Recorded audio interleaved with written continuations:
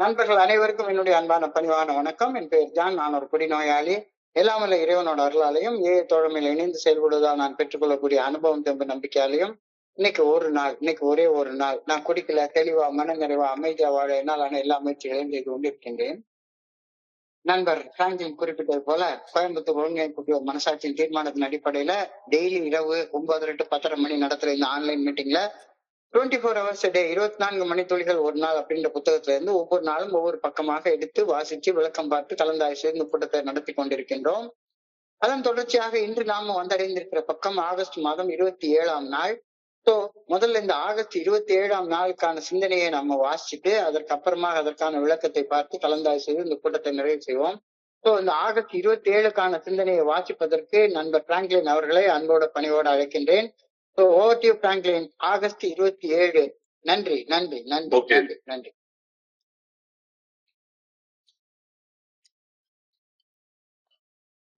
இருபத்தி 24 மணித்துளிகள் ஒரு நாள். நாள் சிந்தனை ஆகஸ்ட் 27. தோழமையின் இன்றைய சிந்தனை. நாம் காயப்படுத்திய அனைத்து மனிதர்களுக்கும் நம் செயல்களில் திருத்தங்கள் கொண்டு வந்து பரிகார நற்செயல்கள் செய்ய நாம் விரும்ப வேண்டும். நமது கடந்த காலத்தில் நாம் ஏற்படுத்தி இருந்த சேதங்களை சரி செய்ய நம்மாலான அனைத்து முயற்சிகளையும் நாம் மேற்கொள்ள வேண்டும். செயல் திருத்தங்கள் கொண்டு வந்து பரிகார நற்செயல்கள் செய்கிறோம். நான் வருந்துகிறேன் என்று நாம் காயப்படுத்திய மனிதர்களிடம் கூறுகிறோம். சேதங்களை சரி செய்ய நாம் உண்மையாக விரும்புகிறோம் என்பதை காயப்பட்ட மனிதர்கள் அறிய வரும்போது அவர்கள் நிச்சயமாக நம் பால் ஈர்க்கப்படுவார்கள். சில தருணங்களில் நாம் பரிகார நற்செயல்கள் செய்ய முனையும் மனிதர்கள் அவர்களது சொந்த தவறுகளையும் நம்மிடம் ஒப்புக்கொள்வார்கள். இதனால் நீண்ட காலம் நிலைத்திருக்கும் பகைமை உணர்வுகள் கரைந்து மறையும். நம்மிடம் மிக கொடுமையாக நடந்து கொண்ட மனிதர்கள் கூட சில தருணங்களில் நம்மை ஆச்சரியப்பட வைப்பார்கள். பொதுவாகவே செயல் திருத்தங்கள் கொண்டு வந்து பரிகார நற்செயல்கள் செய்தால் நமக்கு ஏற்படும் விளைவுகளை குறித்து கவலைப்படாமல் பரிகார நற்செயல்கள் செய்ய நாம் விரும்ப வேண்டும். நான் காயப்படுத்திய மனிதர்களுக்கு பரிகார நற்செயல்கள் செய்ய உண்மையான முயற்சிகள் மேற்கொள்கிறேனா? இன்றைக்கான தியானம். மனித உறவுகளில் உள்ள வேற்றுமைகளையும் கோளாறுகளையும் இறையொரு பேராற்றல் குணப்படுத்துகிறது. என் மனதில் உள்ள குழப்பங்கள், தொல்லைகள் ஆகியவற்றை நான் இறையொரு பேராற்றலது பாதங்களில் நான் நேரடியாக சமர்ப்பணம் செய்துவிட வேண்டும். ஒரு மருத்துவர் ஒரு நோயாளியின் நோயின் வலிகளை தீர்த்து குணப்படுத்துவது போல இறையொரு பேராற்றல் என் இதயத்தில் உள்ள வலிகளை குணப்படுத்துகிறது என நான் உறுதியாக நம்பலாம். எனக்கு எந்தவித வலியும் ஏற்படாமல் இறையொரு பேராற்றல் என்னை குணப்படுத்தும். ஆனால் இறையொரு பேராற்றலது சிகிச்சை முறைமைகளின் அர்த்தங்களையும் நோக்கத்தையும் இப்பொழுது நான் அறிய முடியாவிட்டாலும் கூட அவரது சிகிச்சை முறைமைக்கு என்னையே நான் சமர்ப்பணம் செய்ய வேண்டும். இன்றைக்கான பிரார்த்தனை. எனக்கு தேவைப்படும் அனைத்து வகையான ஆன்மீக ஒழுக்கங்களுக்கும் என்னை சமர்ப்பணம் செய்ய வேண்டும் என வேண்டுகிறேன். ஒரு மேம்பட்ட வாழ்க்கை வாழ தேவைப்படும் அனைத்தையும் நான் ஏற்று செயல்படுத்த வேண்டும் எனவும் வேண்டுகிறேன். நன்றி திரு. நன்றி நன்றி நன்றி நன்றி நன்றி பிராங்க்லின். நன்றி பிராங்க்லின். நண்பர்கள் அனைவருக்கும் மீண்டும் ஒருமுறை என்னுடைய அன்பான பணிவான வணக்கங்களை தெரிவித்துக் கொள்றேன். என் பெயர் ஜான். நான் ஒரு குடிநோயாளி. எல்லாமல்ல இறைவனோட அருளாலையும் தோழமையில இணைந்து செயல்படுவதால் நான் பெற்றுக்கொள்ளக்கூடிய அனுபவம் தெம்பு நம்பிக்கை ஆகியவற்றாலும் இன்னைக்கு ஒரே ஒரு நாள் நான் குடிக்கல, தெளிவா மன நிறைவா அமைதியா வாழ என்னாலான எல்லா முயற்சிகளையும் செய்து கொண்டிருக்கின்றேன். இன்றைய சிந்தனையை வாசிக்கிறப்ப இன்னைக்கு சிந்தனை அமெண்ட்மெண்ட்ஸ் ஸ்டெப் 8 and 9 பத்தி சொல்லுது. அமெண்ட்மெண்ட் செயல் திருத்தங்கள், பரிகாரங்கள் இது பத்தி சொல்லுது.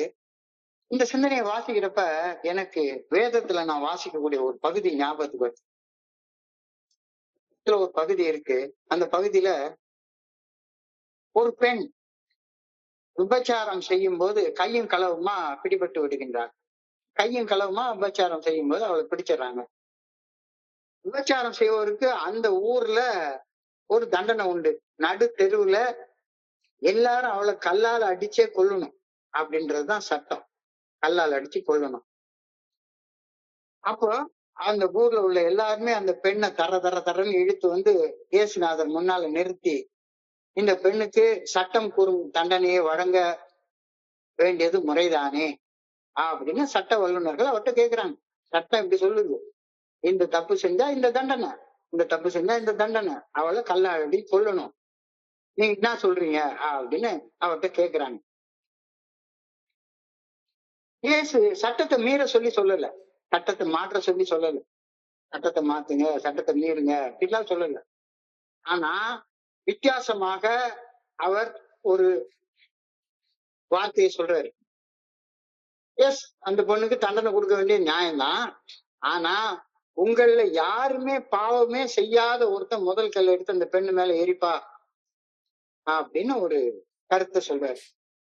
ஒண்ணுல பாவமே செய்யாத ஒருத்தன் முதல் கல் எடுத்து அந்த பெண் மேல ஏறி பார்ப்போம் அப்படின்னு சொல்லி சொல்றாரு. எல்லாரும் அப்படியே மேல இங்கேயும் பாக்குறாங்க. கூட்டம் மௌனமாக கலைஞ்சு போயிடுது. அந்த பெண்ணு இயேசுநாதர் மட்டும் நிக்கிறாங்க. அழுத கண்களோட அந்த பெண் தலை குனிஞ்சு நிக்கிறா. இயேசுநாதர் அந்த பெண்ணை பார்த்து, நீ கடந்த காலத்தை செய்த குற்றங்கள் மன்னிக்கப்பட்டு விட்டன. நீ கடந்த காலத்தில் செய்த குற்றங்கள் மன்னிக்கப்பட்டு விட்டன. சமாதானமாக போ சொல்லிட்டு இனிமே பாவம் செய்யாத, இனிமே பாவம் செய்யாது அப்படின்னு சொல்றாரு. எவ்வளவு பெரிய வார்த்தை! அந்த நாள் முதற்கொண்டு தாவுடைய விளிம்பு வரைக்கும் போயிட்டு வந்த அந்த பெண் பாவம் செய்யற செயலை நிறுத்திட்டு இயேசுநாதரை ஃபாலோ பண்ணி ஒரு பெரிய புனிதையாக மாறினதாக வேதம் சொல்லுது. அந்த பெண்ணை ஒரு புனிதையாக ரொம்ப ரொம்ப பெரிய லெவலுக்கு அவங்க மேல போனதாக வேதம் சொல்லுது. தொழுமையில நாமளும் இந்த நிலைமையில தான் வர்றோம். இங்க எல்லாரும் தப்பு செஞ்சுட்டு தான் வந்திருக்கோம். கல்லால் எறிந்து கொல்லப்பட வேண்டிய, மரண தண்டனைக்கு ஆளாக்கப்பட வேண்டிய மனிதர்களா நம்ம எல்லாருமே. இங்க எல்லாருமே பாவம் செஞ்சதுனால யாரு யாரை தண்டிக்கிறது? ஆனா ஒரு வார்த்தை மட்டும் இங்க முக்கியம். இன்னமும் பாவம் செய்து கொண்டிருப்பவர்கள் தோழமையில பயணிக்க தகுதியற்றவர்கள். இன்னமும் பாவம் செய்து கொண்டிருப்பவர்கள், இன்னமும் குற்ற உணர்வை உருவாக்கக்கூடிய செயல்களை செய்து கொண்டிருப்பவர்கள், இன்னமும் பயத்தையும் கவலையையும் சுமந்து கொண்டிருப்பவர்கள் தோழமையில பயணிக்கிறதற்கு, அதுவும் 12 படிகள் அடங்கிய மீட்படையும் செயல் திட்டத்துல பயணிக்கிறதற்கு தங்களை தாங்களே தகுதியற்றவர்களாக மாற்றிக் கொள்றாங்க அப்படின்ற கருத்து இன்றைய சிந்தனைகள் சொல்லப்படுகிறது. நாம ஒரு காலத்துல குடிச்சிட்டு இருந்த காலத்துல நம்மையும் நம் சக மனிதர்களையும் காயப்படுத்தும் செயல்கள் செய்வதை செஞ்சுக்கிட்டு தான் இருந்தோம். ஆனா இப்ப இந்த தோழமை பரிந்துரைக்கக்கூடிய 12 படிகள் அடங்கிய மீட்படையும் செயல் திட்டத்தை வாழ்க்கையாக வாழ ஆரம்பிச்சதுக்கு அப்புறமாக நாம் காயப்படுத்திய அனைத்து மனிதர்களுக்கும் நாம் செயல்களில் திருத்தம் கொண்டு வந்து பரிகார நற்செயல்கள் செய்ய நாம் விரும்ப வேண்டும். நமது கடந்த காலத்தில் நாம் ஏற்படுத்தி இருந்த சேதங்களை சரி செய்ய நம்மாலான எல்லா முயற்சிகளையும் மேற்கொள்ள வேண்டும் அப்படின்னு 8, 9வது படிநிலையில பரிந்துரை செய்யப்பட்டிருக்கிறது. 8வது படியில நாம் காயப்படுத்திய அனைத்து மனிதர்களையும் பட்டியலிட்டு பார்த்து நாம் செய்த அந்த காயம் ஏற்படுத்தும் செயல்களை திருத்திக் கொள்ள தயாரானோம் அப்படின்னு 8வது படியில சொல்லுது. திருத்திக் கொள்ள தயாரானோம். அப்போ எந்தெந்த நம்முடைய செயல்களை திருத்திக் கொள்ளணும் அப்படின்னு ஒரு ஃப்ரேம் ஆஃப் ரெஃபரன்ஸ் நமக்கு கிடைச்சிருச்சு. அந்த லிஸ்ட் போட்டு பார்த்ததுனால எந்தெந்த நம்முடைய காயப்படுத்தும் செயல்கள் நம்ம கிட்ட இருந்துச்சு அப்படின்றத திருத்திக் கொள்ள வேண்டிய ஒரு ஃப்ரேம் ஆஃப் ரெஃபரன்ஸ் கிடைச்சிருக்கு. அப்ப நாம காயப்படுத்திய மனிதர்கள் ஒரு லிஸ்ட் போட்டு வச்சிருக்கிறோம். மே டைரக்ட் அமன்ஸ் சச் பீப்புள் அப்படின்னு 9வது படியில சொல்லுது. அந்த பட்டியலில் கண்ட மனிதர்களை போன்ற அனைத்து மனிதர்களுக்கும் எங்கெங்கு முடியுமோ அங்கெங்கெல்லாம் நம்முடைய செயல்படும் விதத்தில் நேரடியான செயல் திருத்தங்களை கொண்டு வந்து எங்க முடியுமோ அங்கெல்லாம் பரிகார நற்செயல்கள் செய்ய ஆரம்பிச்சோம் அப்படின்னு கருத்து தோழமை பரிந்துரைக்கக்கூடிய 12 படிகள் அடங்கிய மீட்படையும் செயல் திட்டத்தில் 8வது 9வது படிகள்ல சொல்லப்பட்டிருக்கிறது. ஒரு லிஸ்ட் போட்டு பாக்குறோம். நம்முடைய எந்தெந்த செயல்கள் நம் சக மனிதர்களை காயப்படுத்துது அப்படின்ற ஒரு ஃப்ரேம் ஆஃப் ரெஃபரன்ஸ், ஒரு குறிப்பு கிடைக்குது. அந்த குறிப்பு எடுத்துட்டு இந்தந்த செயல்கள் நம்ம திருத்திக் கொள்ளணும். அப்போ அந்த பட்டியலில் கண்ட மனிதர்களை மட்டுமல்ல, அந்த பட்டியலில் கண்ட மனிதர்களை போன்ற அனைத்து மனிதர்களிடமும் இணைந்து செயல்படும் போது நாம எவரையும் காயப்படுத்தாத வண்ணம் நம்முடைய செயல்களை திருத்திக் கொண்டு அந்த தவறான செயல்களுக்கு பதிலாக பரிகாரமாக நற்செயல்கள் செய்ய ஆரம்பித்தோம் அப்படின்ற கருத்து 8வது 9வது படிநிலையில சொல்லுது. இந்த சிந்தனை இன்றைய சிந்தனையின் முதல் வரியாக கொடுக்கப்பட்டிருக்கிறது. We must be willing to make amends to all the people. We must be willing to make amends to all the people we have harmed. We must do the best we can to repair the damage done in the past. So we must be willing to make amends to all the people we have harmed. We must do the best we can to repair the damage done in the past. செயல் திருத்தங்கள் கொண்டு வந்து பரிகார நற்செயல்கள் செய்வது என்பது கடந்த கால தவறுகளுக்கு முழு பொறுப்பேற்று அதனால் ஏற்பட்ட பாதிப்புகளை சரி செய்ய உழைக்கும் ஒரு செயலூக்கமான செயல்முறைமையாகும். தப்பான செயல்கள், அடுத்தவங்களை காயப்படுத்தக்கூடிய செயல்கள் செய்யறதை நிறுத்திட்டு அந்த செயல்கள் செய்யறதை மாற்றிக்கொண்டு அதுக்கு பதிலாக அதுக்கு பரிகாரமாக யாரையும் காயப்படுத்தாத வண்ணம் நல்ல செயல்கள் செய்யறத ஒரு செயல்முறைமையாக கொண்டு வரும்படி இந்த 8, 9வது படிநிலைகள்ல பரிந்துரைக்கப்பட்டிருக்கிறது. இது குடிநோய் பாதிப்புகளில் இருந்து மீட்படைந்து ஆன்மீகத்தில் தனிப்பட்ட வளர்ச்சி காண்பதற்கு மிக முக்கியமான படியாகும். இந்த 8, 9வது படியை கடக்கலைன்னா 10வது படிக்கு போக முடியாது. இன்னமும் அடுத்தவங்களை காயப்படுத்திக்கிட்டே இருக்கிற மாதிரி செயல்கள் செஞ்சுக்கிட்டே இருக்கிறப்ப நம்ம அகத்தாய்வு என்ன செய்யறது, பிரார்த்தனை எப்படி பண்றது, தியானம் எப்படி பண்றது, அடுத்தவங்களுக்கு எப்படி சேவை செய்யறது, முடியாதுல்ல. இப்போ நாம நம்முடைய செயல்கள் நம் சக மனிதர்களை எல்லாம் எப்படி காயப்படுத்துறது அப்படின்றத நுணுக்கமாக துல்லியமாக பார்த்து தெரிஞ்சுக்கிட்டு எந்தெந்த நம்முடைய செயல்கள் நம்முடைய சக மனிதர்களை காயப்படுத்துதோ அந்த செயல்களை எல்லாமே மாத்திக்கிட்டு அந்த செயல்களுக்கு பதிலாக நல்ல செயல்கள், யாருக்கு, ஒரு மனுஷருக்கா 2 மனுஷருக்கா, நம்மை கடந்து செல்லும் எல்லா மனிதர்களுக்கும் செய்யணும் அப்படின்னு இந்த படிநிலை நமக்கு பரிந்துரைக்குது. செயல் திருத்தம் கொண்டு வந்து மனப்பூர்வமாக பரிகார நற்செயல்கள் செய்வது என்பது சாதாரண மன்னிப்பையும் தாண்டியது.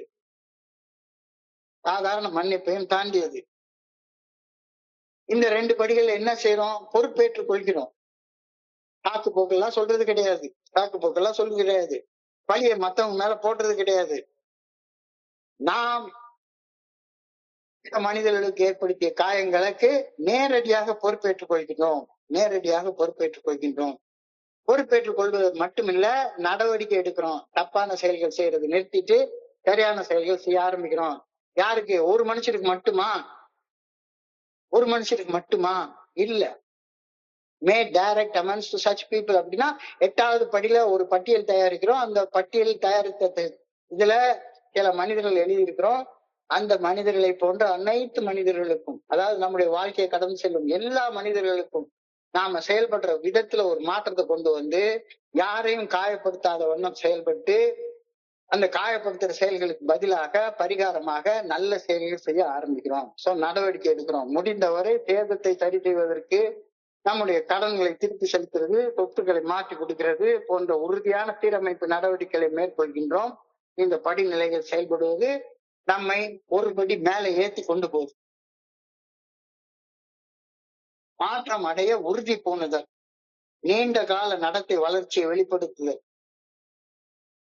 சும்மா வந்துடுங்க பெஞ்ச் தேய்ச்சிட்டு போறது இல்ல. நீண்ட கால நடத்தை வளர்ச்சியை உறுதி செய்தல். அதாவது தொலைமையில சொல்றாங்க லிவிங் அமெண்ட்ஸ் அப்படின்னு சொல்றாங்க, வாழ்க்கை முறை பரிகாரம். இது பெரும்பாலும் வாழ்க்கை முறை பரிகாரம் என்று அழைக்கப்படுகின்றது.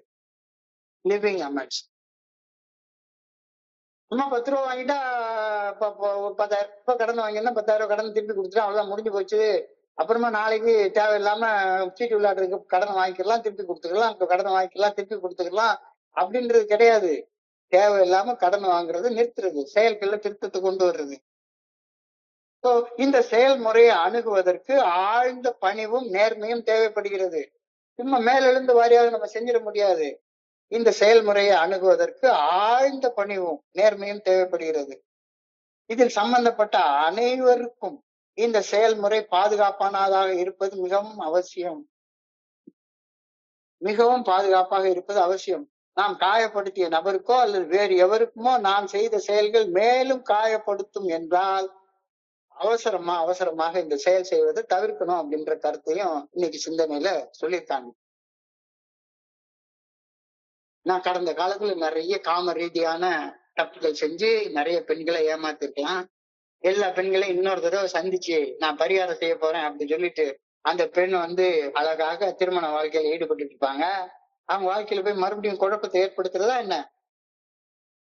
நான் கடந்த காலத்துல எங்கேயாச்சும் ஒரு இடத்துல கூட்டு களவாணியாட்டு அவரோடய சேர்ந்து ஏதாவது கூட்டு களவாணிக்கு தானே செஞ்சிருப்பேன். அதுல ஒரு 10-15 பேர் இன்வால்வ் ஆயிருப்பாங்க.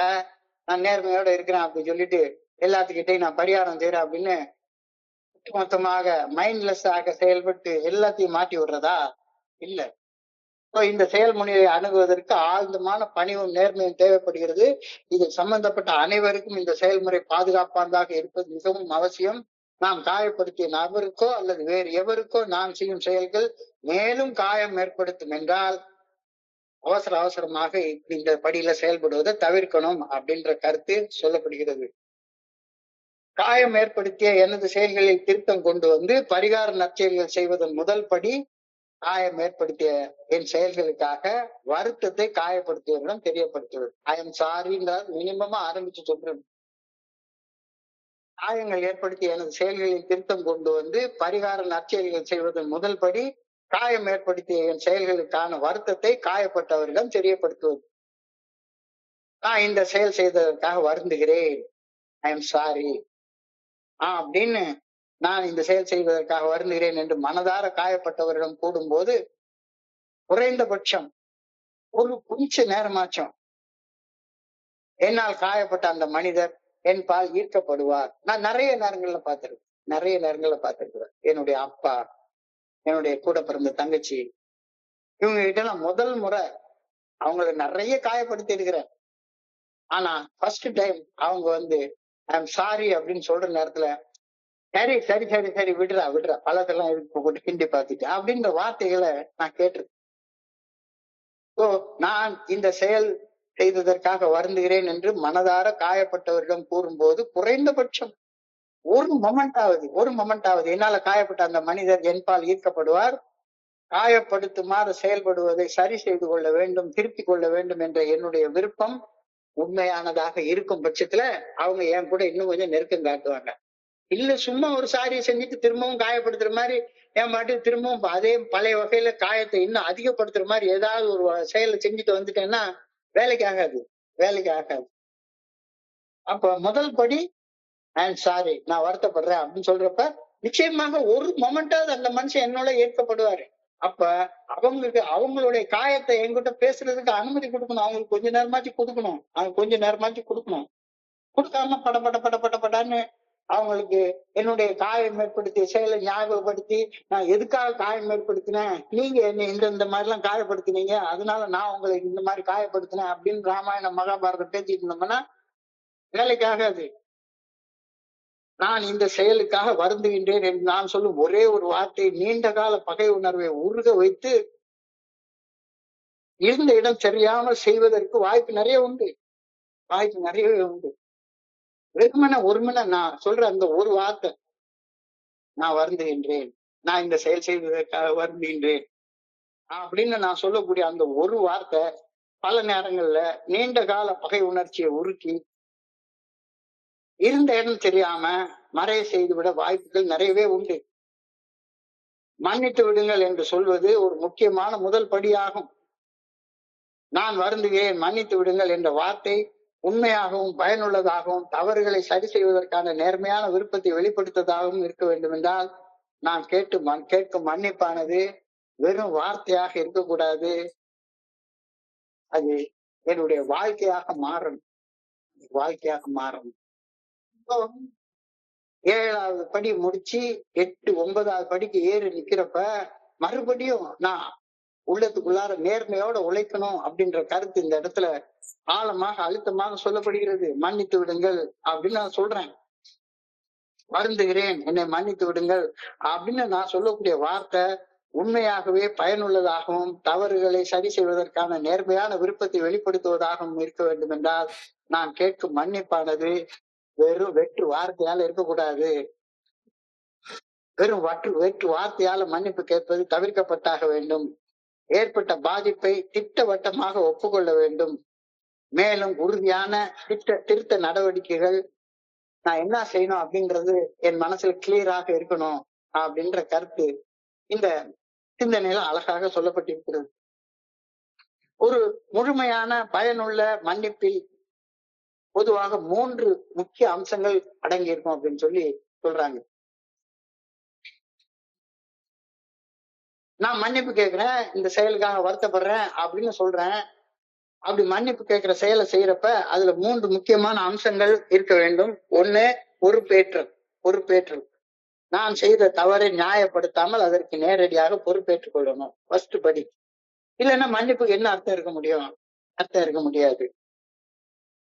நான் செய்த அந்த காயப்படுத்திய செயல் அந்த அடுத்த மனிதருடைய வாழ்க்கையில என்ன மாதிரியான தாக்கத்தை உண்டாக்கி இருக்குது அப்படின்றதையும் ஏற்றுக்கொள்றது. என் தவறுகளில் உள்ள என் செயல்களில் உள்ள தவறுகளின் உண்மையான தன்மையை முழு மனசோடு ஒப்புக்கொள்தல். அதுக்கப்புறமாக இந்த மாதிரி காயத்தை நான் ஏற்படுத்தி இருக்கிறேன், இந்த காயத்துக்கான இந்த தீர்வு நான் செய்யலான்னு இருக்கிறேன் அப்படின்னு ஒரு தீர்வை முன்வைத்தேன். இந்த 3 அம்சங்களும் இருக்கணும். இந்த 3 அம்சங்களும் இருக்கணும். என்னுடைய தவறுக்கு நான் பொறுப்பேற்றுக் கொள்ளணும். என்னுடைய தவறான செயல், என்னுடைய காயப்படுத்திய செயல் அந்த காயப்படுத்திய மனிதர் வாழ்க்கையில என்ன தாக்கத்தை உண்டு பண்ணுச்சு அப்படின்றத புரிஞ்சு ஏற்றுக்கொள்ளணும். அந்த காயத்தை சரி செய்வதற்கான தீர்வை முன்வைக்கணும். நான் செய்த தவறின் தாக்கத்தை சரி செய்ய நான் என்ன செய்ய இருக்கின்றேன் என்றும் நான் என்ன செய்ய வேண்டும் என்றும் காயப்பட்டவர்கிட்டயே கேட்கணும். பாரு, உன்னை நான் இந்த மாதிரி காயப்படுத்தி இருக்கிறேன், உன் வாழ்க்கையில இந்த மாதிரியான சேதங்கள் ஏற்பட்டிருக்கு, நீ என்ன பண்ணிருக்க அதெல்லாம் எனக்கு தெரியாது, நான் செய்த செயல் இந்த மாதிரியான தாக்கத்தை உண்டு பண்ணிருக்கு, என்ன செஞ்சா சரியாகும் நீயே சொல்லு அப்படின்னு அவர்கிட்ட கேட்கணும் அப்படின்ற கருத்து சொல்றாங்க. சோ ஒரு முழுமையான மற்றும் பயனுள்ள மன்னிப்பில் பொதுவாக 3 முக்கிய படிகள் இருக்கும். ஒண்ணு, பொறுப்பேற்றல், தாக்கத்தை ஏற்றுக்கொள்வது, ஒரு தீர்வை முன்வைப்பது. So when we make amends, when we say sorry, I am sorry, the person is sure at least to be impressed by our sincere desire to set things right. Sometimes people we are making amends to admit their own faults, so finds long-standing enmity melt away. அப்ப நாம செய்யற நேரத்துல சில நேரங்கள்ல நாம மன்னிப்பு கேட்டா நம்முடைய எதிராளிகளும் மன்னிப்பு கேட்பாங்க. நான் மன்னிப்பு முதல்ல போய் கேட்டேன்னா, அப்பா நீ செஞ்சது தப்புதான், நீ தப்பு செய்யறதுக்கு நானும் இந்த தப்பு செஞ்சிருக்கேன், என்னையும் மன்னிச்சிரு அப்படின்னு அந்த நபரும் நம்ம கிட்ட மன்னிப்பு கேட்பாங்க அப்படின்ற ஒரு கருத்தை இந்த இடத்துல சொல்றாங்க. இது நடக்கும். என்னுடைய வாழ்க்கையில நடந்திருக்கு. நம்ம கிட்ட மிகவும் முரட்டுத்தனமாக நடந்து கொண்ட மனிதர்கள் கூட, நமக்கு முரட்டுத்தனமாக தீங்கிழைத்த மனிதர்கள் கூட சில நேரங்கள்ல நாம செய்த செயல்களுக்காக ஐ எம் சாரி, நான் வருத்தப்படுறேன் அப்படின்ற வார்த்தை சொல்றப்ப, அவங்க கிட்ட மன்னிப்பு கேட்கிறப்ப நம்மள ஆச்சரியப்பட வைக்கிற வகையில அவங்களும் நடந்துப்பாங்க அப்படின்ற கருத்து இன்றைய சிந்தனையில சொல்லப்பட்டிருக்கிறது. எனக்கெல்லாம் நான் உண்மையில நான் இதை பல நண்பர்கள்ட்ட அனுபவிச்சிருக்கிறேன். Most rude persons will sometimes surprise us. The most rude persons will sometimes surprise us. ரொம்ப முரட்டுத்தனமாக நடந்துட்டு இருக்க மனிதர்கள் கூட இந்த 8-9 படிகள்ல நாம முறைப்பட செயல்படும் போது நம்மளை ரொம்ப ஆச்சரியப்பட வைப்பாங்க அப்படின்ற கருத்து இன்னைக்கு அழகாக தெளிவாக சொல்லப்பட்டிருக்கிறது. எனக்கு என்ன நேருமோ, நான் போய் அமெண்ட்மெண்ட் செஞ்சா எனக்கு என்ன நடந்துருமோ அப்படின்னு பயப்பட்டு நான் தவறிழைத்த மனிதர்களுக்கு, நான் தீங்கிழைத்த மனிதர்களுக்கு, நான் காயப்பட்ட மனிதர்களுக்கு மன்னிப்பு கேட்க தயங்கினா 8-9 இருந்து மேல போகவே முடியாது அப்படின்ற கருத்து என்ன சொல்றேன். எனக்கு என்ன ஆயிடுமோ, நான் போய் இந்த மனுஷங்கிட்ட போய் மன்னிப்பு கேட்டா என்னத்துக்காக இருக்கு, நான் மன்னிப்பு கேட்டா 1 லட்சம் ரூபாய் பணத்தை திருப்பி கொடுக்க வேண்டி வருமே, நான் தவறிழைத்த, நான் தீங்கிழைத்த, நான் காயப்படுத்திய மனிதர்களிடம் மன்னிப்பு கேட்டு அந்த மன்னிப்பு கேட்கறதுனால நம் பங்கில் அவர்கள் காயம் ஏற்படுத்திய செயல்களை திருத்தி கொண்டு விட்டால் நான் என்னென்ன மாதிரியாலும் என்ன பாதிக்கப்படுறதுக்கு வாய்ப்பு இருக்கு அப்படின்னு பயந்தா இந்த 8-9 படிகள்ல செய்யவே முடியாது அப்படின்ற கருத்து இன்னைக்கு அழகாக சொல்லப்பட்டிருக்கிறது. In general, we must be willing to do the right thing no matter what the consequences may be for us. In general, we must be willing to do the right thing no matter what the consequences may be for us. என்ன நடந்தாலும் சரிதான், என்ன விளைவுகள் ஏற்பட்டதாலும் சரிதான், என் பங்குல நான் செய்த தவறான செயல்களை திருத்திக் கொள்றதுக்கு நான் என்னாலான எல்லா முயற்சிகளையும் செய்வேன். நான் காயப்படுத்திய மனிதர்களுக்கு நாம் காயம் ஏற்படுத்திய செயல்களை திருத்திக் கொள்வதை, பரிகார நற்செயல்கள் செய்வதை நான் உண்மையாக முயற்சி செய்கின்றேனா? அவை mat a sincere effort to make amends to the people I have harmed. உண்மையான முயற்சி நான் செய்யறேனா அப்படின்னு சொல்லி என்ன நானே கேட்டுக்கொள்ள சொல்லி இன்னைக்கு சிந்தனையில கொண்டிருக்காங்க. நான் காயப்படுத்திய மனிதர்களுக்கு நாம் காயம் ஏற்படுத்திய செயல்கள் செய்வதை திருத்தி கொண்டு பரிகார நற்செயல்கள் செய்ய உண்மையான முயற்சிகள் செய்திருக்கின்றேனா? அவை mat a sincere effort to make amends to the people I have harmed. இல்ல அப்படின்னா இன்னைக்கு தியானத்துக்கு கடந்து போறோம். இல்ல இன்னும் நான் 8-9 படிகள்லாம் செய்ய ஆரம்பிக்கல அப்படின்னா சரி, இன்னைக்கு தியானத்துக்கு கடந்து போறோம். இறையர் பேராற்றலது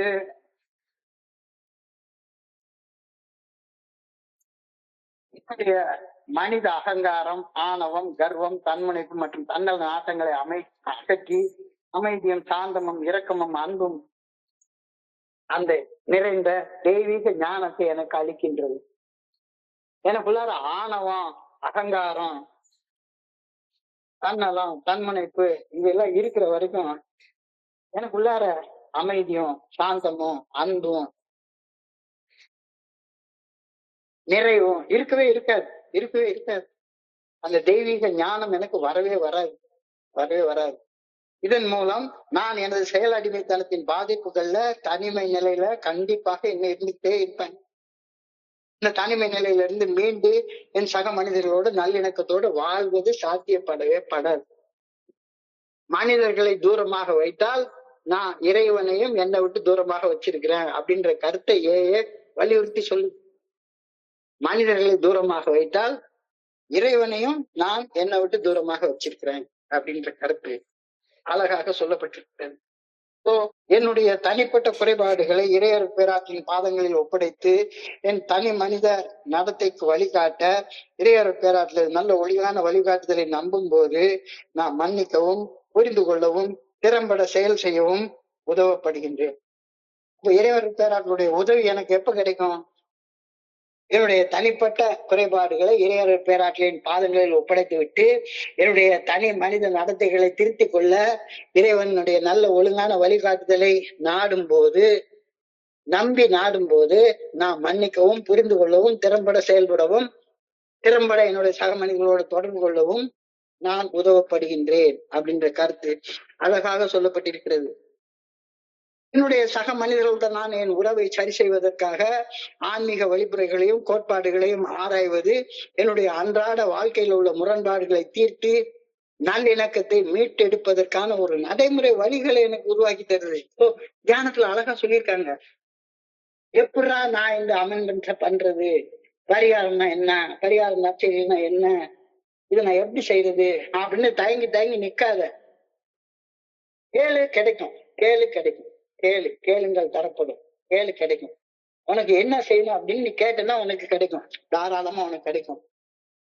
என் சக மனிதர்களுடன் நான் என் உறவை சரி செய்வதற்கான ஆன்மீக வழிமுறைகளையும் கோட்பாடுகளையும் ஆராய்வது, என்னுடைய அன்றாட வாழ்வில் உள்ள முரண்பாடுகளை தீர்த்து நல்லிணக்கத்தை மீட்டெடுப்பதற்கான நடைமுறை வழிகளை எனக்கு தெளிவாக எடுத்து காட்டுகின்றது. The grace of God cures disharmony and disorder in human relationship.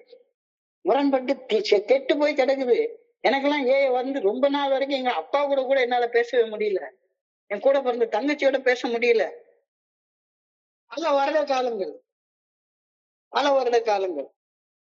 இங்க அழகா சொல்றாங்க. The grace of God cures disharmony and disorder in human relationships. கேளு உனக்கு கிடைக்கும்.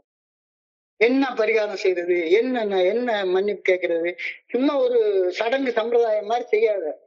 இது உன்னுடைய வாழ்க்கையவே நீ செயல்படும் முறைமையே திருத்தி போடக்கூடிய ஒரு வழிமுறை. அப்படின்னு அழகாக சொல்லப்பட்டிருக்கிறது. நான் என் சக மனிதர்களுடனான உறவு சிக்கல்களை தீர்க்க சிரமப்பட்டால், குழப்பமடைந்தால் இறையர் பேராற்றின் பாதங்களில் அந்த சிரமங்களையும் குழப்பங்களையும் சரண் செய்து விட வேண்டும். உண்மையிலே இந்த இடத்துல என்ன செய்யறது, இவங்க கிட்ட போய் எப்படி மன்னிப்பு கேட்கிறது? அவன் செய்த செயல்கள் அப்படி, நான் செய்த செயல்கள் இப்படி, ரெண்டு குறுக்க வருது. உறவு சிக்கல் வந்து ரொம்ப சிக்கலா இடியாப்ப சிக்கல் மாதிரி இருக்க, குழப்பமா இருக்க, என்ன செய்யறது அப்படின்னா அந்த சிக்கலை அந்த குழப்பத்தை எனக்கு இந்த இடத்துல நல்ல ஒழுங்கான வழிகாட்டுதலை காட்டு அப்படின்னு கடவுள்கிட்ட கேட்டோம்னா அவங்க கூட நல்லிணக்கமாக வாழ்றதுக்கான ஒரு நல்ல ஒரு ஒழுங்கான வழிகாட்டுதல் எனக்கு இறையருள் பேராற்றலால கண்டிப்பாக காட்டப்படும் அப்படின்னு சொல்றாங்க. கேளு உனக்கு கிடைக்கும். ஆனா தேக்கம் அடைஞ்சு செய்யாம ஒண்ணுமே செய்யாம நின்றுட்டே இருக்காது. வெறும் மீட்டிங் வந்துட்டு இருக்கேன், போயிட்டு இருக்கேன், வந்துட்டு இருக்கேன், போயிட்டு இருக்கேன். ஆனா என்னுடைய அப்பா கூட பேசல, அண்ணன் கூட பேசல, தம்பி கூட பேசல, தங்கச்சி கூட பேசல. எனக்கு உதவி செய்த நண்பனுக்கு கூட நான் துரோகம் பண்ணிட்டு அவங்க கூட பேசாம உட்கார்ந்துருக்கேன். இதெல்லாம் வேலைக்கு ஆகாதுன்னு இன்னைக்கு தியானத்துல அழகா சொல்றாங்க. Directly you put your affairs in the hands of the good orderly direction of God. உன்னுடைய அந்த சிக்கல் அமெண்ட்மெண்ட் பண்ற சிக்கல்களை இறைவனுடைய பாதங்கள்ல சமர்ப்பிச்சிரு. He begins to effect a cure of all disharmony and disorder. இறையருள் பேராற்றலின்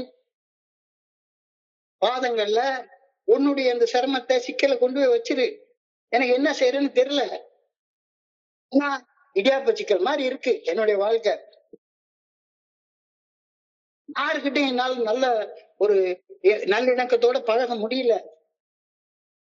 மெம்பர்கிட்ட வந்தா கூட கொஞ்ச நேரம் வரைக்கும் ஒரு குரூப்ல இருக்கேன், அப்புறமா அந்த குரூப்ல இருந்து ஓடி போய் என் பாட்டுக்க வேற என்னமோ ஒண்ணு பண்ணிட்டு உட்கார்ந்து இருக்கிறேன்.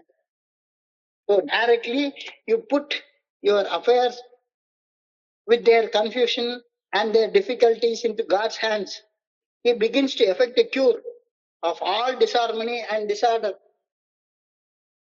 கடவுளுடைய நல்ல ஒழுங்கான வழிகாட்டுதல கேளு கேளு கேளு. சும்மா தேங்கி நிக்காத, வந்து நின்னு பேசிக்கிட்டே பொழுது ஓட்டே இருக்காத. காலம் கடந்து போயிரும். போன காலம் திரும்பி வராது. இறையருள் பேராற்றல் தான் மிகச்சிறந்த ஆசிரியர். இறையருள் பேராற்றல் தான் மிகச்சிறந்த மருத்துவர். I can believe that God will cause me no more pain in doing of it than a physician who knows how to effect a cure without pain to the patient. வலிக்கும்னு பயப்படுறேன். நான் நிறைய நண்பர்கள்ட்ட கேட்டிருக்கிறேன், இது எப்படி ஆபரேஷன் பண்றாங்க, எப்படி உங்களுக்கு வலிக்காம இருந்தது? என்னுடைய தங்கச்சிக்கு இப்ப ஒரு மாசத்துக்கு முன்னால ஒரு ஆபரேஷன் நடந்தது. இப்ப என் தங்கச்சி கூட நல்லா பேசி பழக ஆரம்பிச்சிட்டேன். கடந்த 10 வருடங்களாக இப்ப நல்ல பழக்கம். எனக்கு ஆபரேஷன்னாலே ஒரு பயம். என்னம்மா ஆச்சுன்னா, அதெல்லாம் ஒரு வலியும் தெரியலங்க, ஒண்ணுமே தெரியல. சாதாரணமாக அந்த ஆபரேஷன் முடிஞ்சது. கண்டிப்பா வந்துட்டோம். அப்போ ஒரு டாக்டருக்கு தெரியுது வலி இல்லாம ஒரு பேஷண்டுடைய ஒரு நோயை எப்படி தீர்த்து வைக்கிறது அப்படின்ற வழி ஒரு பேஷண்ட்டுக்கு ஒரு டாக்டருக்கு தெரியுது. ஒரு சாதாரண டாக்டருக்கே அது தெரியுதுன்னா டாக்டர்களுக்கு எல்லாம் டாக்டரான கடவுளுக்கு எவ்வளவு அழகா தெரியும். I can believe that God will cause me no more pain in doing of it. நான் அமெண்ட்மெண்ட்ஸ் பண்றப்ப எனக்கு வலிக்கும், வேதனை உண்டாகும் அப்படின்னு பயப்பட வேண்டிய அவசியமே கிடையாது. ஒரு டாக்டர் வந்து எப்படி எந்த வகையான பிரச்சனை இல்லாம நோயை தீர்த்து உன்னை அனுப்பி வைக்கிறாரோ, ஏன்னா டாக்டர்கிட்ட போய் அந்த ஆபரேஷன் அண்டர்கோ பண்ணலன்னாலும் உனக்கு பெயின் ரொம்ப ஜாஸ்தியா வந்துட்டே இருக்கும். வேலையை முடிச்சுட்டேன்னா முடிஞ்சு போச்சுது. அதே மாதிரிதான் டாக்டருக்கெல்லாம் டாக்டர், ஆசானுக்கெல்லாம் ஆசான் உனக்கு ஒரு நல்ல ஒழுங்கான வழியை காட்டுவாரு. எனக்கு மேலும் வலி ஏற்படுத்தாமல் என்னை குணமடைய வைக்க இறையருள் பேராற்றலுக்கு நன்கு தெரியும். எனக்கு மேலும் வலி ஏற்படுத்தாமல் என்னை குணமடைய வைக்க இறையருள் பேராற்றலுக்கு நான் நன்கு தெரியும், ரொம்ப நல்லா தெரியும். I can have faith that God will do that is necessary as painlessly as possible. நான் அமெண்ட்மெண்ட்ஸ் பண்றப்ப எனக்கு எந்த வகையான வலியும் ஏற்படுத்தாம நான் என்னென்ன பரிகார நற்செயல் செய்யணும் அப்படின்றதுக்கான நல்ல ஒழுங்கான வழிகாட்டுதலை காட்டுவதற்கு எனக்குள்ளார இருந்து என்னை இயக்கக்கூடிய, எனக்குள்ளார மறைவாக அருவமாக இருந்து இயக்கக்கூடிய இறையருள் பேராற்றலுக்கு என்னுடைய மனசாட்சிக்கு நல்லா தெரியும். Ask your God, ask the good orderly direction of God. உனக்கு எல்லாம் கிடைக்கும். ஆனால் என் பங்கில் இறையர் பேராற்றல் அளிக்கும் சிகிச்சைக்கு என்னை உட்படுத்த நான் தயாராக இருப்பது அவசியம். நான் வந்து இந்த பரிகார நற்செயல்கள் செய்வதற்கு விருப்பத்தோட இல்லைன்னா, அது 8வது ஸ்டெப்ல அழகா சொல்றாங்க. Made a list of all persons we had harmed and became willing to make amends to them all. நான் விருப்பத்தோட இல்லைன்னா, எனக்கு இந்த செயல் செய்யணுன்றதுல விருப்பம் இல்லைன்னா ஒண்ணுமே நடக்காது. என் பங்கில் இறையர் பேராற்றல் அளிக்கும் சிகிச்சைக்கு என்னை உட்படுத்த நான் தயாராக இல்லாவிட்டால் என்னை குணப்படுத்துறது இறைவனால கூட சாத்தியப்படவே படாது. ஆபரேஷன் பண்றதுக்கு டாக்டர் வந்து என்னை நான் சப்மிட் பண்ணாதான் அந்த செயலை செய்ய போறாரு. நான் சப்மிட் பண்ணவே மாட்டேன்னா எப்படி அர்த்தம்? இறையர் பேராற்றலின் சிகிச்சை முறையில என்ன செய்ய போறாங்க? அந்த சிகிச்சை முறையில உள்ள அர்த்தம், அந்த சிகிச்சை முறையில உள்ள பர்பஸ் எனக்கு கொஞ்சம் கூட தெரியவே இல்லை. ஆனா ஒன்னும் தெரியலனாலும் நான் சமர்ப்பணம் செய்யணும். நான் சரணடையணும். நின்னை சரணடைந்தேன் கண்ணம்மா, நின்னை சரணடைந்தேன்.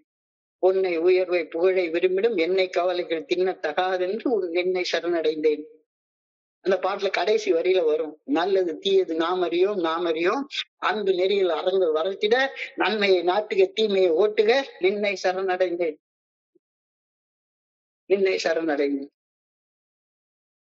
I must be willing to submit to his treatment even if I cannot now see the meaning and purpose of the treatment of God. எனக்கு இப்போ ஒண்ணுமே புரியல. என்ன செய்ய சொல்ல போறாரு, நான் என்ன செய்யணும், இதெல்லாம் எனக்கு ஒண்ணுமே புரியல. நல்லது தெரியல, தீயது தெரியல. நான் பாட்டுக்கு மீட்டிங் வந்துட்டு இருக்கேன், போயிட்டு இருக்கேன், ஏதோ டைம் ஓடிட்டே இருக்கு.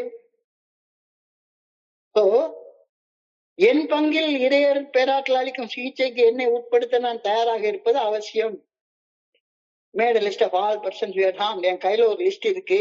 இந்த செயல்கள் செய்வது என்னுடைய சக மனிதர்களை காயப்படுத்துது அப்படின்னு நல்லா தெரியுது. அந்த செயல்களை திருத்தம் கொண்டு வர என்னால முடியல. அந்த செயல்களுக்கு பதிலாக பரிகார நற்செயல்கள் என்ன செய்யறதுன்னு புரியவே இல்லை. அப்ப என்ன நான் வந்து சரண்டர் பண்றதுக்கு தயாராக இல்லைன்னா எனக்கு வழி கிடைக்காது. நான் பாட்டுக்கு வந்து மீட்டிங்கா வந்து வருஷா வருஷம் மெடலை வாங்கிட்டு இருப்பேன், புலம்பிட்டே இருப்பேன். இறையர் பேராற்றலின் சிகிச்சை முறையில் உத்தமும் நோக்கமும் கொஞ்சமும் எனக்கு புரியவில்லை என்றாலும் நான் சமர்ப்பணம் செய்ய தயாராக இருக்க வேண்டும். I must be willing to submit to the treatment of God even if I cannot now see the meaning and purpose of it. இதை தொடர்ந்து இந்த தியானத்தை தொடர்ந்து பிரேயருக்கு கடந்து போறாங்க. I pray that I may be willing to submit to whatever spiritual discipline is necessary. I pray that I may be willing to submit to whatever spiritual discipline is necessary. எனக்கு தேவைப்படும் அனைத்து வகையான ஆன்மீக ஒழுக்கங்களுக்கும் என்னை சமர்ப்பணம் செய்ய விரும்ப வேண்டும் என ஆண்டவா உண்மை பணியோட கேட்டுக்கொள்கின்றேன். விரும்பலைன்னா என்ன கிடைக்கும்? நான் ஏற்கனவே பரிகார வாழ்க்கை தான் வாழ்ந்துட்டு இருக்கேன் அப்படின்னு போய் அங்கங்க கடனை வாங்கி சீட்டு விளையாடிட்டே உட்கார்ந்துட்டு இருந்து ஊர் சுத்தி அழுந்துட்டு இருந்தேன்னா, ஸ்பிரிச்சுவல் டிசிப்ளினை நான் கொண்டு வரலன்னா என்ன நடக்கும்? ஒண்ணுமே நடக்காது. I pray that I may be willing to submit to whatever spiritual discipline is necessary. எனக்கு தேவைப்படும் அனைத்து வகையான ஆன்மீக ஒழுக்கங்களை பெற்றுக்கொள்வதற்கு என்னை நான் சமர்ப்பணம் செய்ய விரும்ப வேண்டும் என வேண்டுகின்றேன்.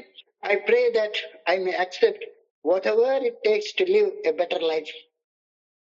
ஒரு மேம்பட்ட வாழ்க்கை வாழணும் அப்படின்னு சொன்னா அதற்காக சில செயல் திருத்தங்கள் கொண்டு வரணும், தப்பான செயல்கள் நல்ல செயல்களாக மாற்றணும். ஒரு மேம்பட்ட வாழ்க்கை வாழ தேவைப்படும் அனைத்தையும் நான் ஏற்றுக்கொண்டு செயல்படுத்த வேண்டும் என இறைவா உண்மை பணியோடு வேண்டிக் கொள்கின்றேன் அப்படின்ற பிரேயரோட இன்றைய சிந்தனை முடிவடைகின்றது. இன்றைய சிந்தனைய சுருக்கமாக ஒரு 5 நிமிடங்களை பார்ப்போம். இன்றைய சிந்தனையை பாசிக்கிறப்ப எனக்கு வேதத்துல உள்ள ஒரு வார்த்தை தான் ஞாபகத்துல வந்தது. சட்டம் தண்டனை கொடுக்கும், ஆனா இறைவன் வந்து தண்டனையில இருந்து என்னை காப்பாத்தி என்னைய முழு புது மனுஷனாக மாத்துவார். விபச்சாரத்துல கையும் களவுமா பிடிபட்ட பெண்ணை கல்லால் அடிச்சு கொள்ளணும்ன்றது சட்டம். ஆனா கடவுள் சொல்றாரு, இல்ல உன்னைய நான் மன்னிக்கிறேன், இனிமே போய் பாவம் செய்யாத. நம்மையும் நம் சக மனிதர்களையும் காயப்படுத்தும் செயல்கள் செய்வதை நிறுத்த வேண்டும். நாம் செயல்படும் வகைகளில் திருத்தங்கள் கொண்டு வர வேண்டும். தீய செயல்கள் செய்த இடத்தில் பிறர் நல பணிகளை, பரிகாரம் நற்செயல்களை செய்ய நாம் பழகிக்கொள்ள வேண்டும். இந்த கருத்து தோழமை பரிந்துரைக்கக்கூடிய 12 படிகள் அடங்கிய மீட்புடைய செயல் திட்டத்தின் 8, 9வது படிநிலை பரிந்துரைகள்ல சொல்லப்பட்டிருக்கிறது. 8வது படியில என்ன சொல்லி இருக்குது? Made a list of all persons who had harmed and became willing to make amends to them all.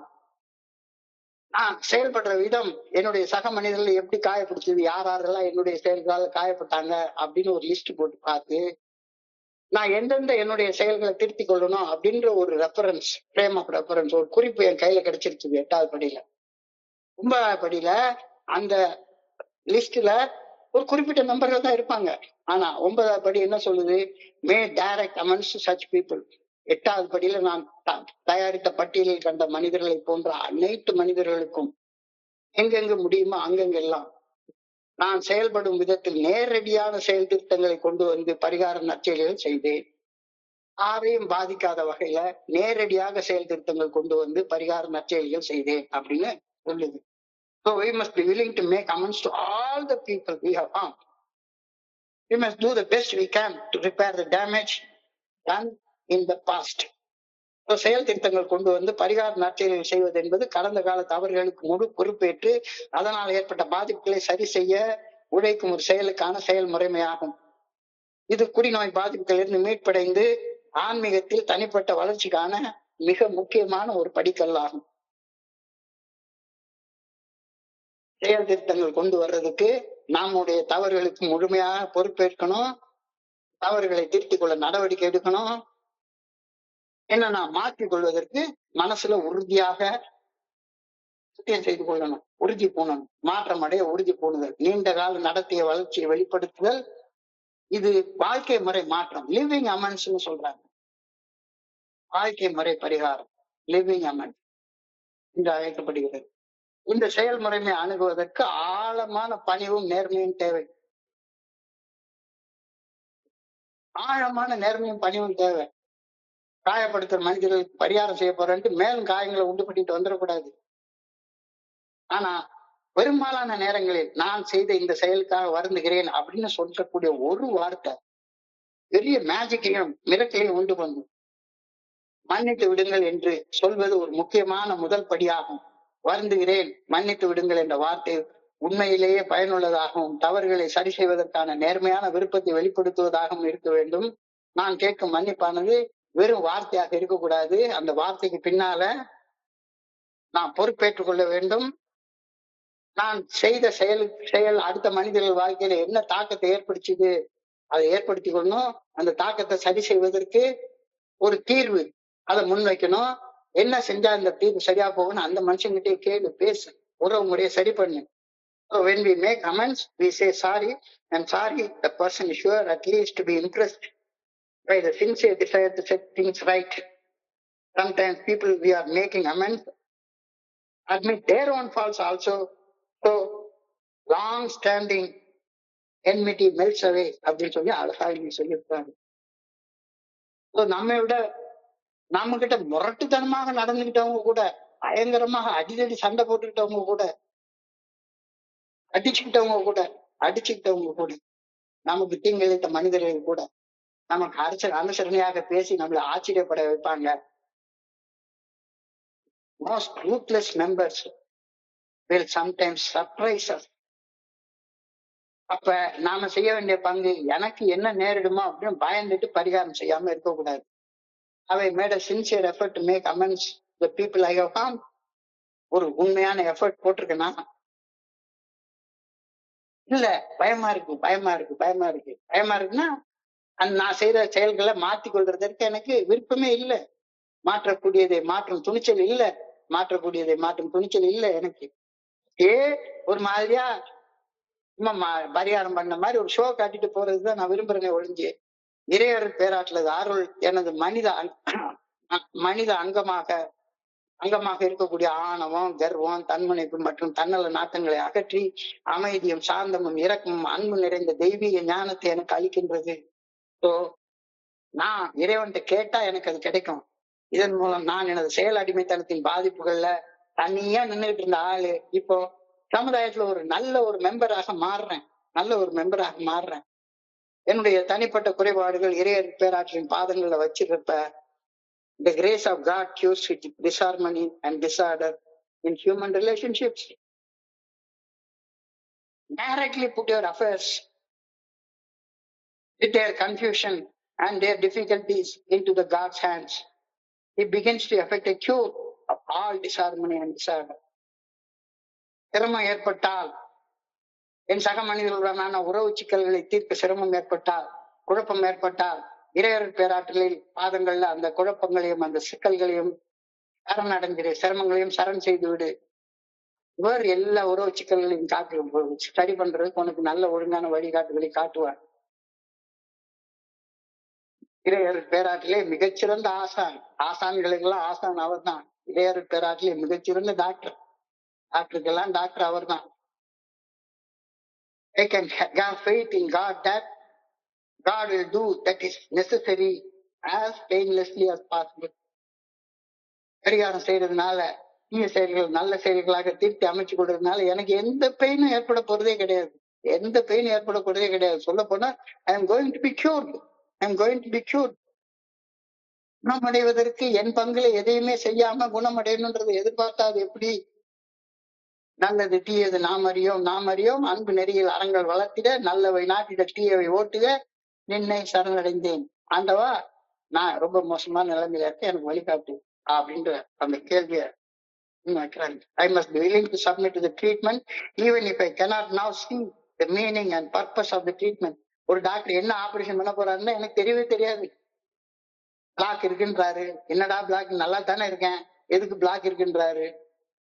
இல்ல, கொஞ்சம் நீங்க லேசா நெஞ்சு வலிச்சது, இப்பெல்லாம் வலிக்கல டாக்டர் அப்படின்னா எப்ப வரும்னு தெரியாது, அங்க ஒரு பிளாக் இருக்கு, அவர் என்ன செய்ய போறாரு, அவருடைய ட்ரீட்மெண்ட் ப்ரொசீஜர் என்னன்னு எனக்கு தெரியாது, அந்த ட்ரீட்மெண்டுடைய பர்பஸ் என்னன்றது எனக்கு தெரியாது. அதே மாதிரிதான் கடவுள் என்ன செய்ய போறாரு, அவருடைய நல்ல ஒழுங்கான வழிகாட்டுதல் என்ன அர்த்தம் இருக்குது, என்ன பர்பஸ் இருக்குது எனக்கு தெரியாது. ஆனாலும் நல்லது தீயது நாம் அறியோம் அன்பு நெறியில் அறங்கள் வளர்த்திட நல்லவை நாட்டுக தீயவை ஓட்டுக நின்னை சரணடைந்தேன். அழகா சொல்லு. So I pray that I may be willing to submit to whatever spiritual discipline is necessary. எனக்கு தேவைப்படும் அனைத்து வகையான ஆன்மீக ஒழுக்கங்களுக்கு என்னை சமர்ப்பணம் செய்துவிட வேண்டும் என பணியோடு வேண்டிக் கொள்கின்றேன். I pray that I may accept whatever it takes to live a better life. ஒரு மேம்பட்ட வாழ்க்கை வாழணும் அப்படின்னு சொன்னா அந்த மேம்பட்ட வாழ்க்கை வாழ்வதற்கு என் பங்குல நான் என்ன செய்யணும் அப்படின்றத தெரிஞ்சு கொண்டு ஒரு மேம்பட்ட வாழ்க்கை வாழ தேவைப்படும் அனைத்தையும் நான் ஏற்று செயல்படுத்த வேண்டும் என ஆண்டவா உண்மை பணியோடு வேண்டிக் கொள்கின்றேன் என்ற பிரேயரோட இன்றைய சிந்தனை முடிவடைகின்றது. இன்றைய சிந்தனையை படிக்கிறப்ப என் மனதை கடந்த சிந்தனைகளை உங்களோட பகிர்ந்து கொள்ள இந்த அழகான வாய்ப்பு வழங்கிய இந்த குழுவிற்கு என்னுடைய மிக பணிவான நன்றிகளை தெரிவித்துக் கொள்றேன். பொறுமையாக கேட்ட ஒவ்வொரு நண்பருக்கும் என்னுடைய பணிவான நன்றிகள். இந்த இரவு பொழுது நண்பர்களுக்கு இனிமையான இரவாக அமையணும்னு இறைவனை பணிவோட வேண்டிக் கொள்கின்றேன். நன்றி. Thank you so much.